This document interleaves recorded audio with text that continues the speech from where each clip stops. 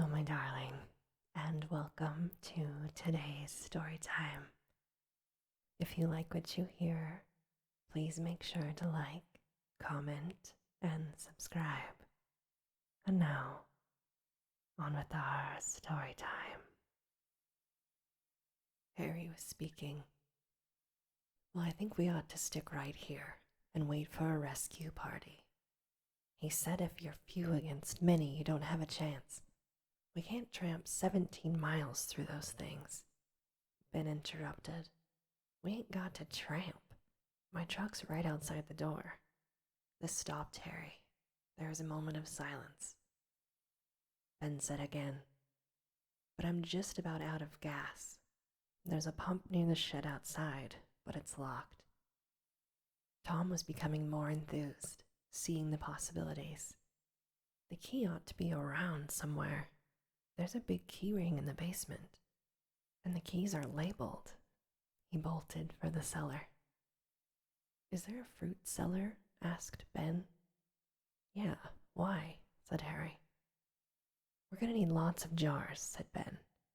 We could make Molotov cocktails, scare those things back, then fight our way to the pump and gas up the truck. But we're gonna need kerosene, said Tom. Actually, there's a jug of that in the basement too. Barbara and I can help, said Helen. We can rip up sheets and things. Harry was heard clomping up from the cellar. Here's the key ring. The pump key is marked with a piece of tape. Good, said Ben.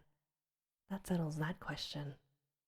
But we should take a crowbar anyway, in case the key doesn't work. The crowbar can double as a weapon for whoever goes with me. But I don't want to get all the way out there and find the pump won't open. I'll go, said Tom. You and me can fight our way to the pump.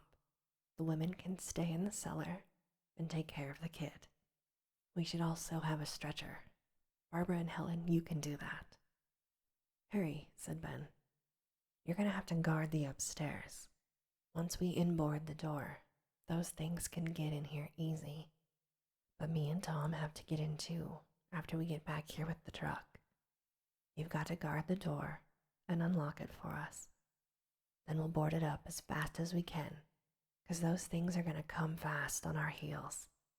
If we don't get back, well then, you'll be able to see from upstairs, and you can barricade the door again and go to the basement. You can sit down there and wait for the rescue party.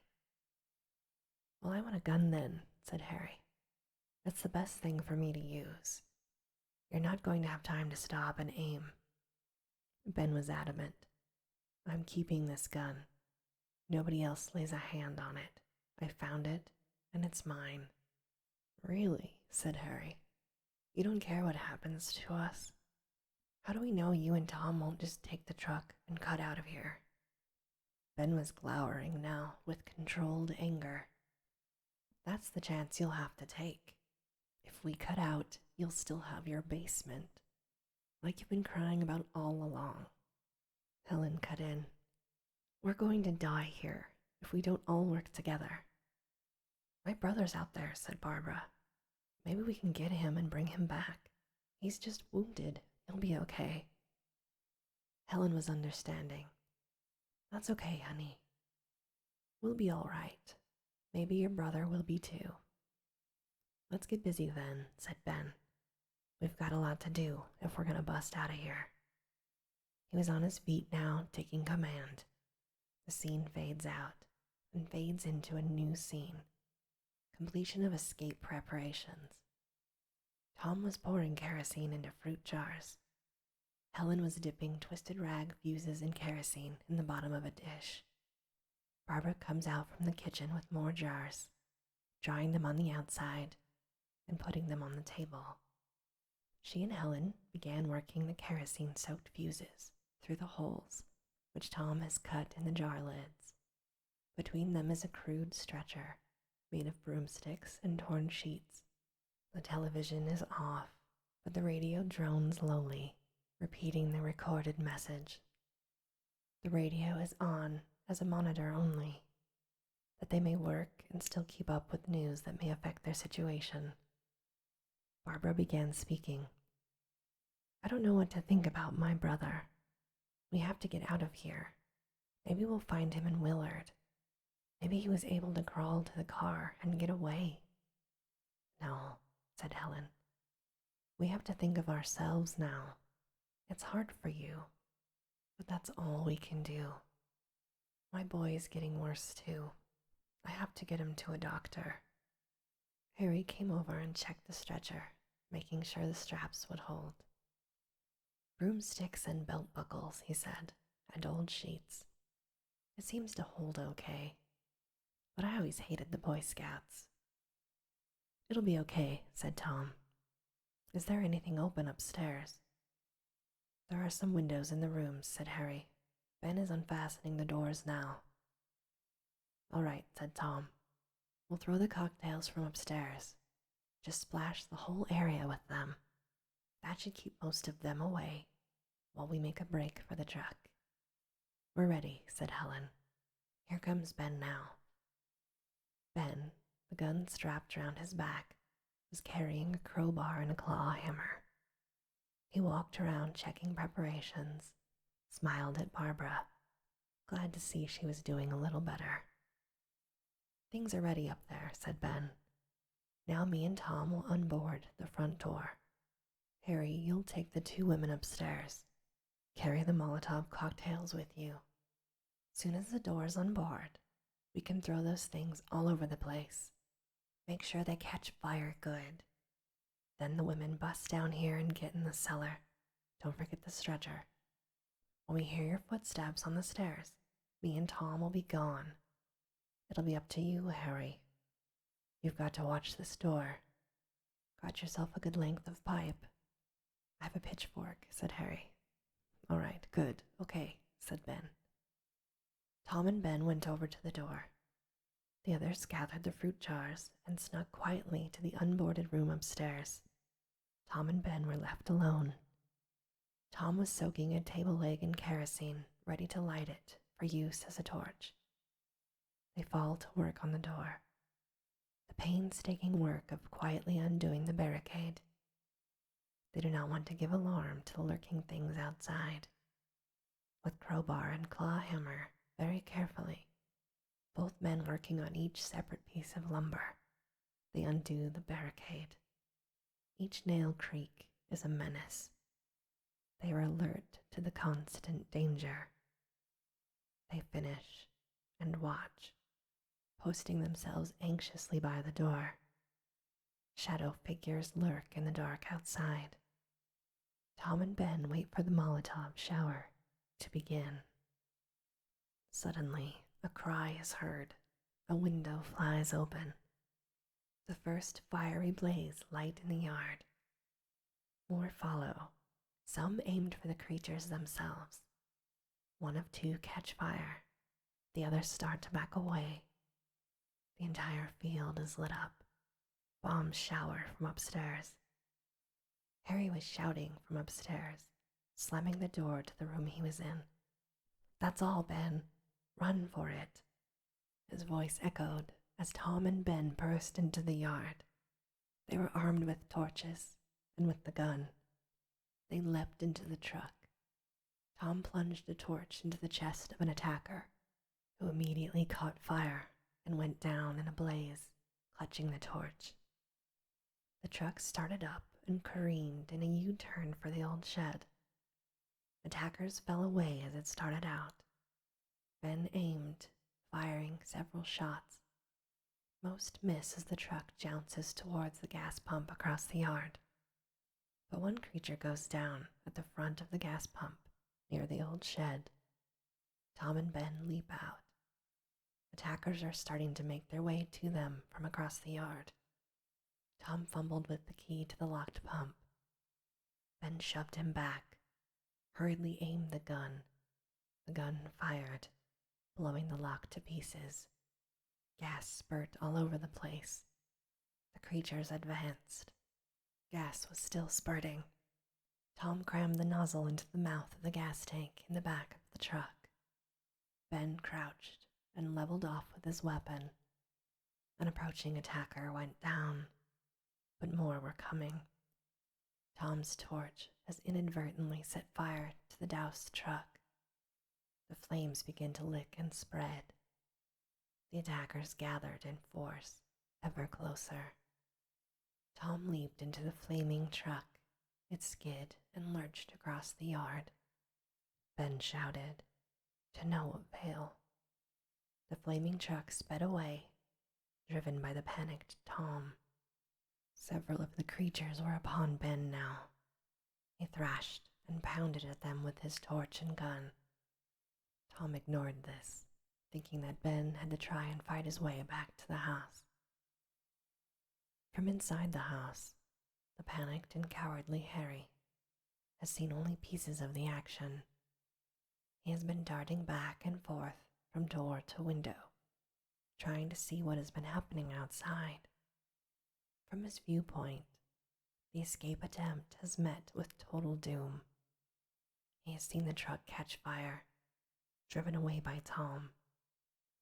Ben appeared to be overwhelmed. Harry ran again to the door. He saw the truck, completely in flames, speeding away from the house towards a small rise. Back to the kitchen window. Ben was about to be overcome. There were things all around him. Harry could not see, but Tom jumped from the burning truck to be seized by the attacking ghouls. The truck continued unmanned over the far rise and exploded violently. The noise and flame shattered the night. Several ghouls are at the front door, trying to beat their way into the house. From inside, Harry was in complete terror. He could not hold out. All was lost. He panicked and bolted for the cellar. But Ben has managed to slug his way through the attackers on the porch. He is pounding for admission at the front door. He turned, and with a powerful lunge, kicked the last attacker off the porch. On the rebound, he plowed his shoulder against the door, and it crashed open, the lock now broken. He burst through in time to catch Harry at the cellar door, but there is no time. Ben frantically tried to reboard the door. His eyes met Harry's for an instant, then they both fall to work. They board up the door. They are temporarily safe. They turn and look towards each other, sweat streaming from each face. Harry knows what's coming. Ben's fist crashed against Harry's face. He is driven back, one punch following another, until Ben cornered him, clenching his lapels against the wall. Ben's words spit out in anger, each word punctuated by an additional slam of Harry against the wall. You rotten. Next time you try something like that, I'll kill you. Ben slammed him one final time. Harry slid down the wall, crumpling on the floor. His face was swollen. He is streaming blood. Ben is at the cellar door and pounding. Come on up, it's us. It's all over. Tom is dead. And the scene fades out. The survivors are gathered in the living room. Barbara and Helen are slumped on the sofa. The overwhelming mood of hopelessness and despair hits them all. Harry sulks in a corner, his head slung back, his face swollen. He was holding an ice pack against his eye. His good eye followed Ben, who was pacing about the room. When Ben's pacing took him to the kitchen, or to some area out of Harry's sight, the good eye nervously relaxed. Ben's movements make virtually the only sound. He was checking the defenses by force of old habit rather than hope. The rifle was slung on his back. For a long time, he walked around the scene with absolute dejectedness of everyone within the barricaded house on his shoulders. Ben paced from door to kitchen to window. He started to go upstairs, stopped, checked himself, went to the door again. He looked at his watch. 10 minutes to 3, he said. There'll be another broadcast in 10 minutes. Nobody said anything. Ben pulled back the curtain, his eyes suddenly wide, but he watched for a long moment. There were many ghouls outside, lurking in the shadows of the hanging trees. Some of the things are in the open, much nearer to the house than they dared come before.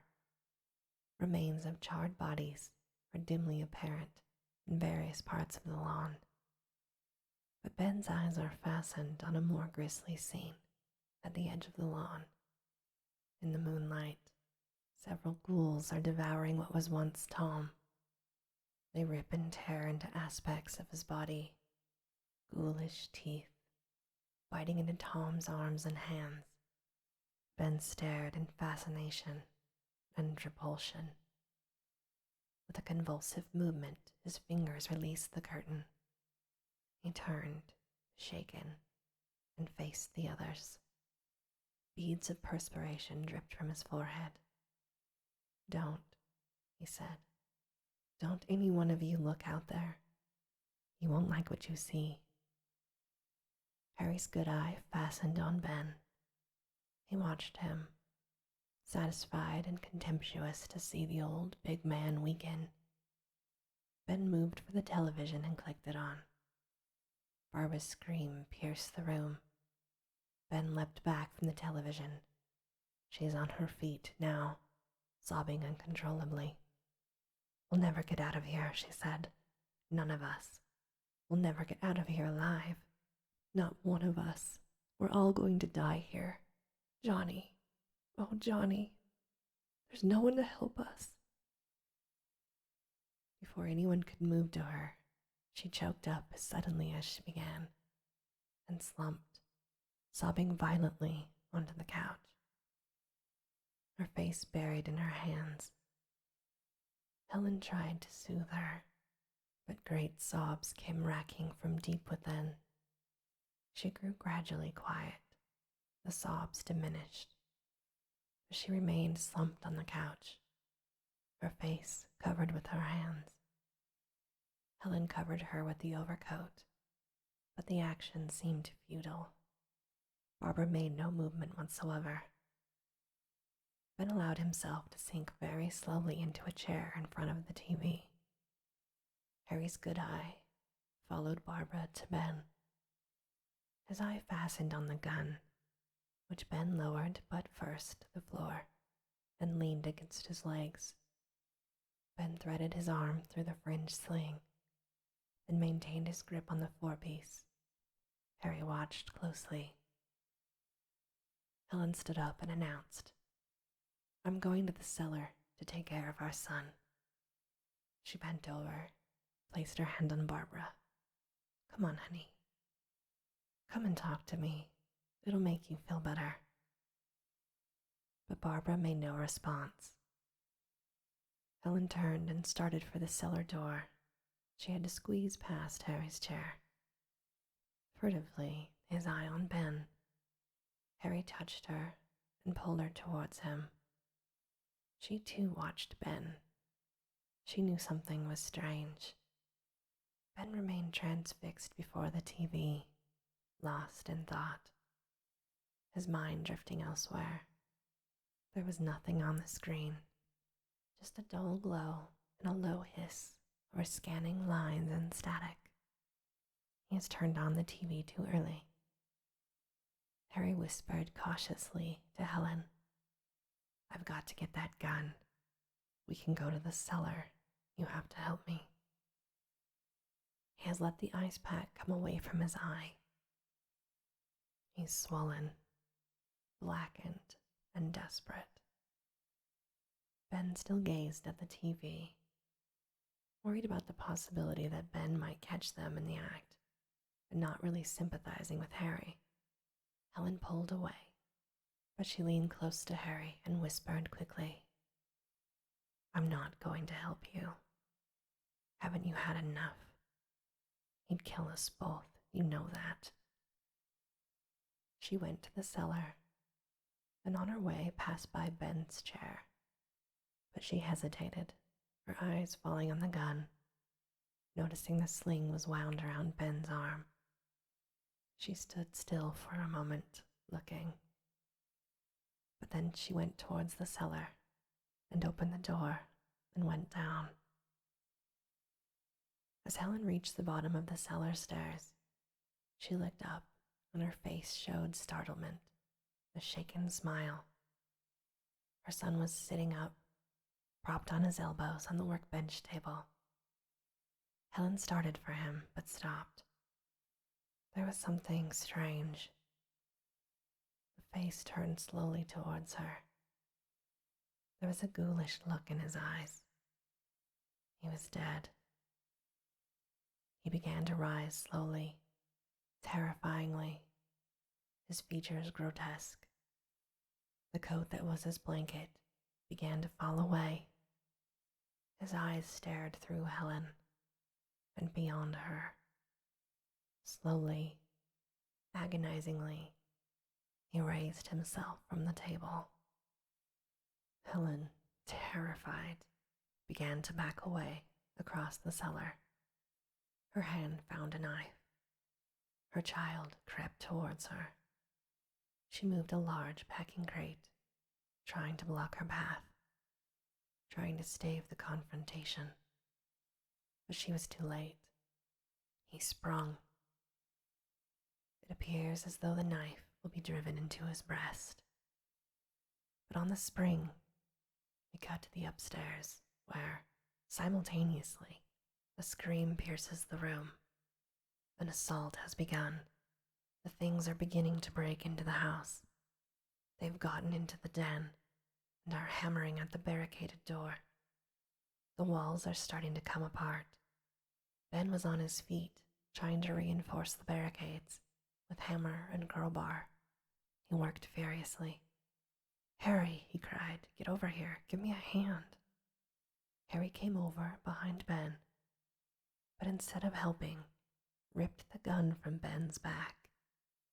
Holding the gun on Ben, Harry backed towards the cellar. Ben turned around, panicked. The things were breaking into the house.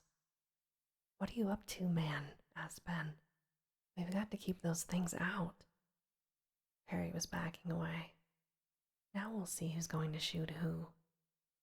I'm going to the cellar, and you can rot up here." His hand went behind him to the cellar door, but at that moment his ghoulish child leapt upon him with a great thud.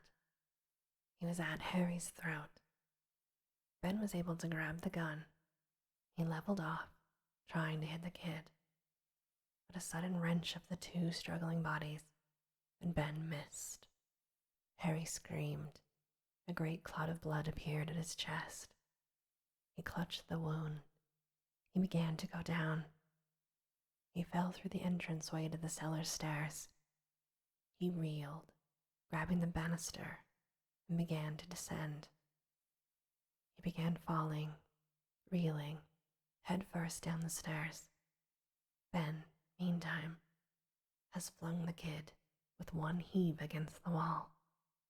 But things have broken into the house. Everywhere, the barricades are coming apart. Barbara, with the hysteria of revenge, has flung herself into the attack. She smashed a chair against one of the aggressors, and it went down. She smashed and smashed it on the floor until there was nothing left of the chair. She came up, still swinging, fighting with Ben against the things that have come into the house. It was quite apparent that they could not hold out any longer. The attack raged. They were overwhelmed. Ben grabbed Barbara and pulled her after him towards the cellar.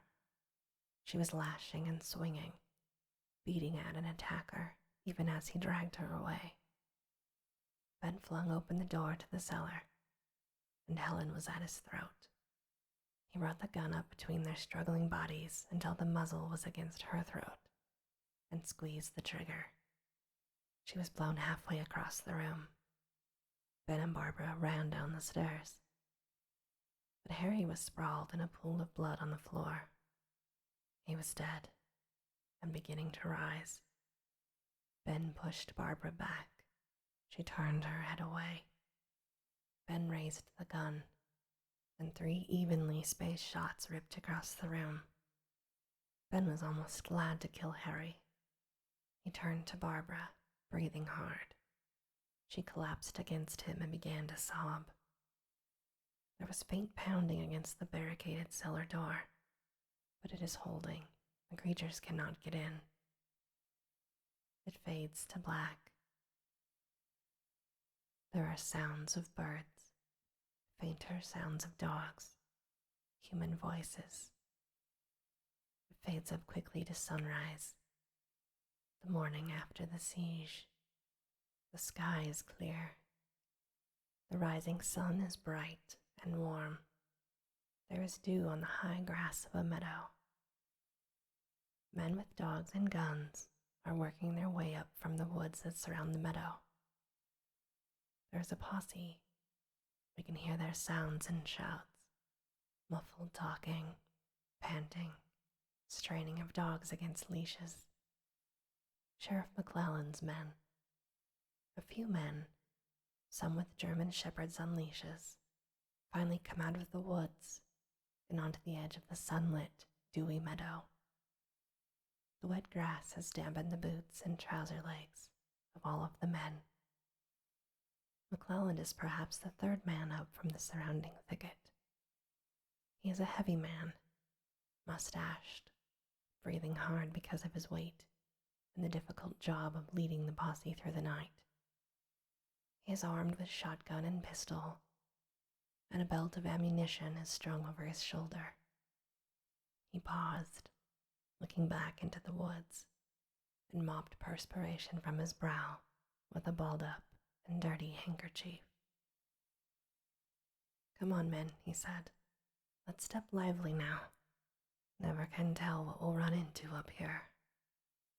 He accosted a man just climbing out of the woods. The man was wearing an improvised sweatband and carried a rifle and sidearm.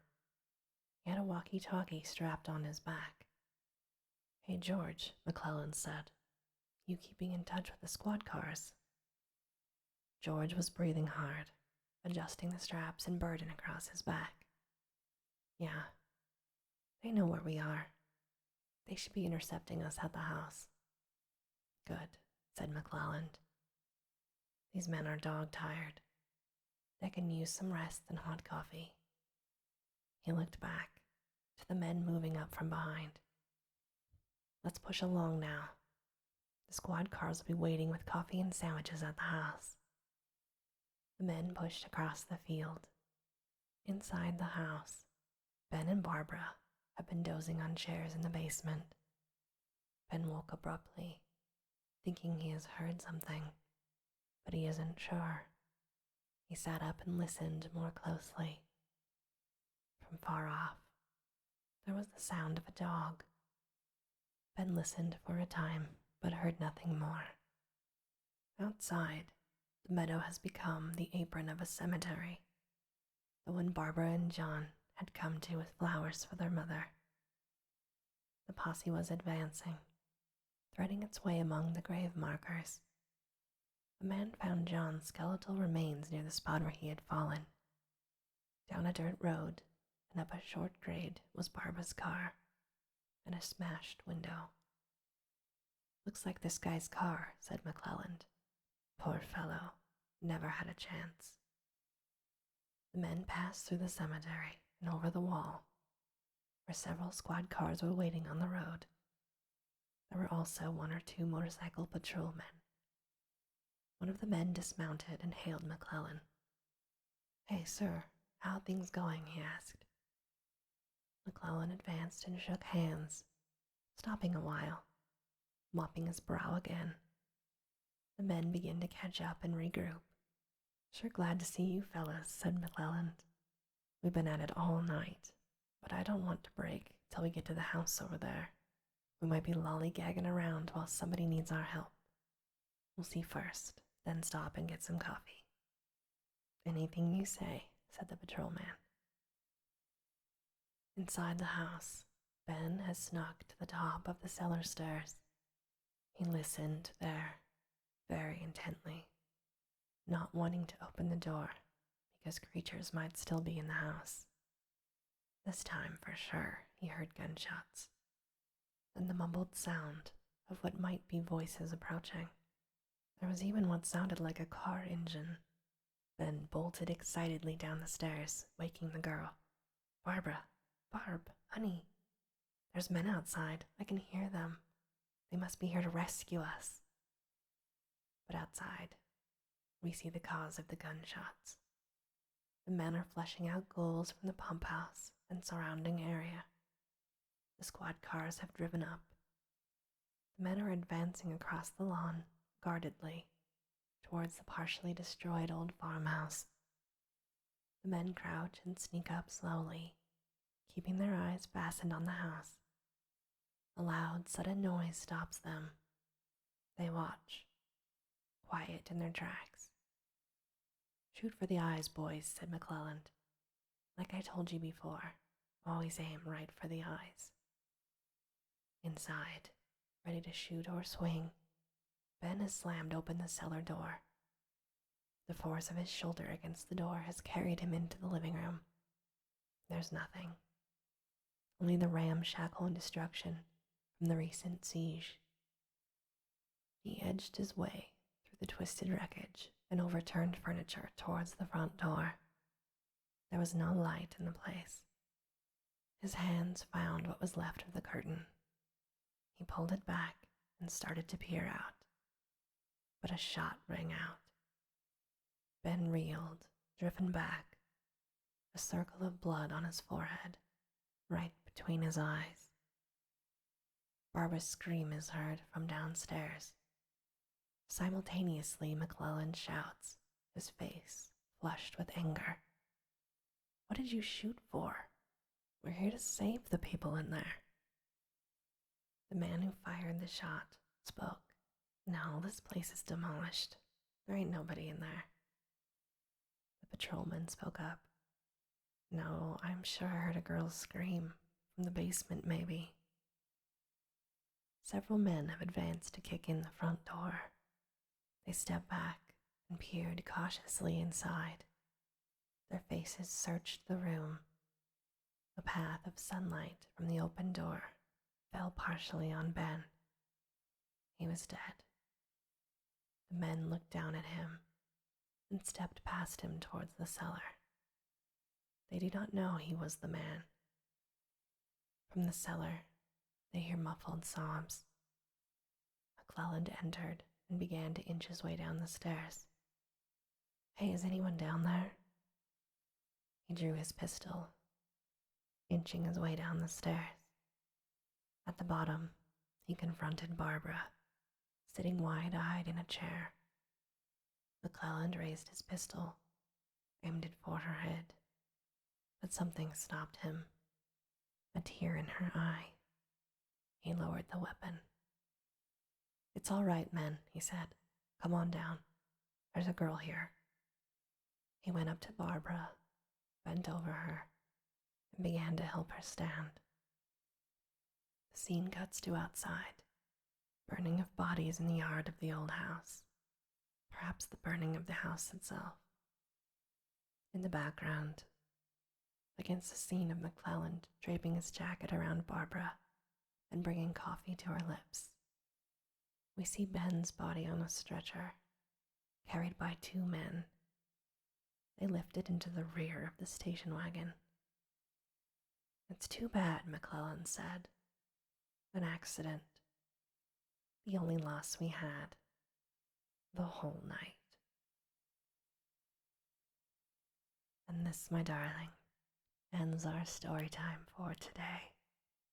As always, I hope that you have very sweet and creepy dreams. Good night.